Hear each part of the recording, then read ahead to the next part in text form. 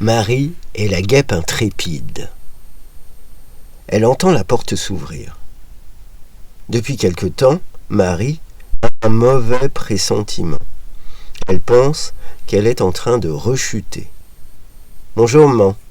Le collégien s'engouffre dans la cuisine où son déjeuner a été présenté avec une serviette en accordéon, une canette de coca et à côté de son assiette un petit dessin de Donald qui monte sur une moto avec un cœur. « Bah, tu m'embrasses pas, chérie ?» demande Marie à son ogre. « Maman !»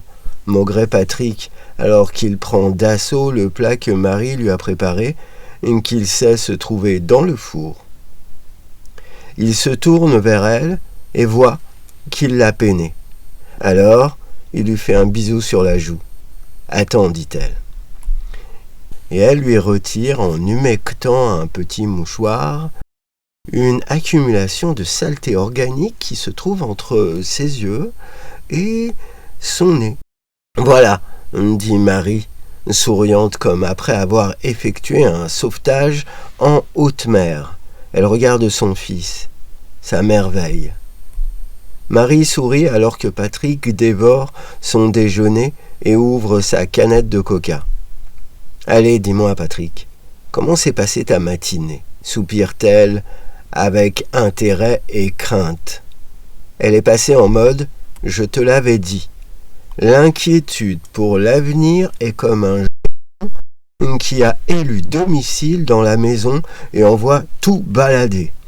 Mais Marie, consciente du danger, n'écoutant que son courage, court derrière la bête, à travers toutes les pièces de la maison pour sauver la vaisselle, le mobilier et tous les appareils. Et alors que le monstre détruit tout, elle répare, nettoie, re-range derrière lui. Pendant ce temps, Patrick fait un compte-rendu sommaire et mi-amusé. Il sait combien c'est important pour elle, et c'est pourquoi, malgré son envie de réparer des motos, de travailler avec ses mains, de bâtir comme un forgeron, de réparer des voitures de Formule 1, il fait un effort pour utiliser ses dispositions naturelles et réussir ses études. Il sait que, malgré son armure, sa confiance en lui, sa détermination, son destrier, une moto qu'il a refaite à neuf, il n'arrivera pas à convaincre sa mamita que tout va bien se passer, qu'il lui suffit de laisser les choses entre ses mains. Elle voudra toujours veiller sur tout. « Ouais, je ferai attention, Mamoun », la taquine-t-il. Il écoute une nouvelle Marie qui le met en garde contre le fait de baisser les bras, de rester sur ses acquis. « Ah, mais tu sais, Patrick, c'est ton avenir qui est en jeu, tu le regretteras plus tard. » Marie débite. Elle ne s'est pas assise depuis qu'il a passé la porte de la maison. Elle a réchauffé, apporté, servi, complété, tournoyé dans la cuisine, lancé la machine à laver la vaisselle, nettoyé la table.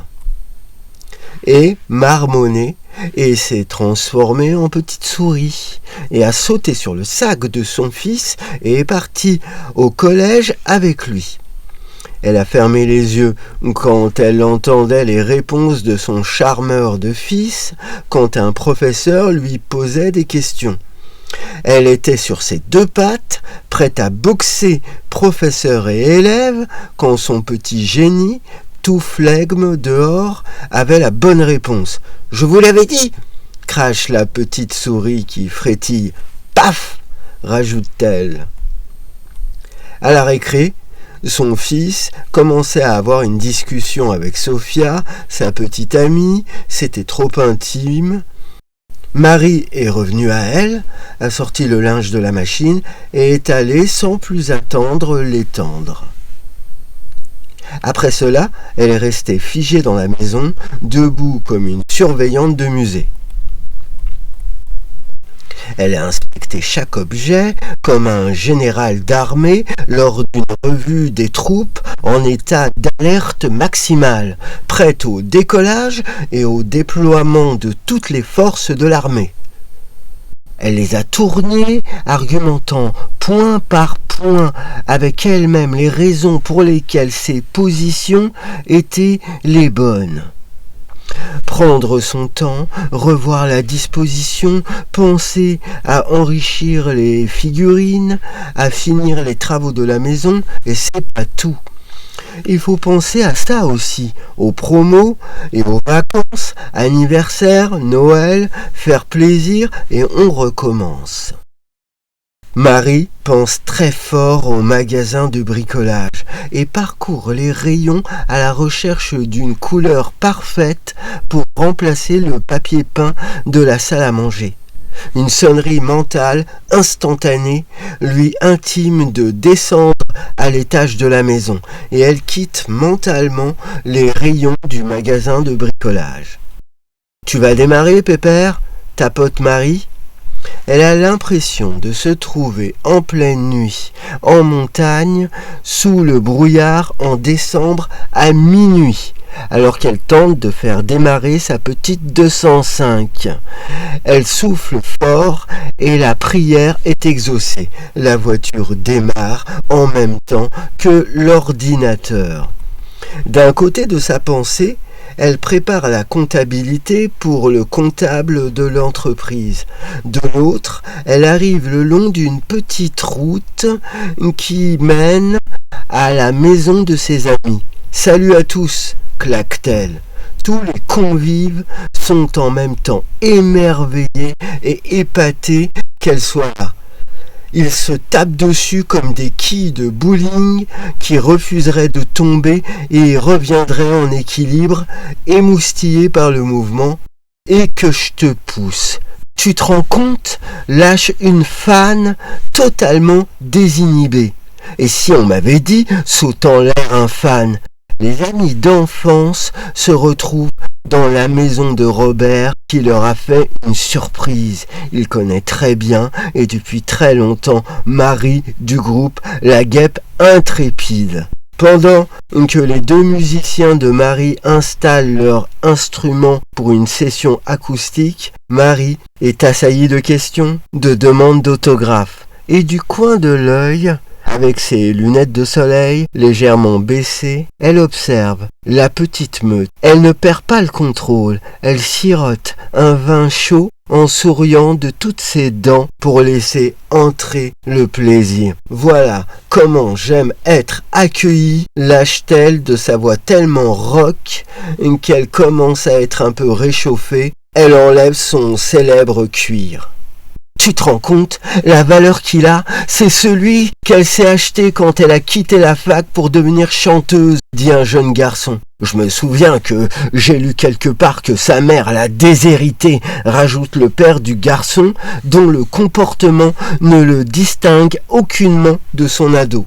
Elle s'est retrouvée dehors, dit une femme d'une 50aine d'années. Tu te rends compte ? Ouais, c'est à ce moment-là qu'elle a sorti son premier album, celui qui allait faire d'elle une légende du rock dur français, avec des titres emblématiques comme La Route, Accélérateur, Triste Cœur et tant d'autres piétine l'homme le plus âgé de la pièce.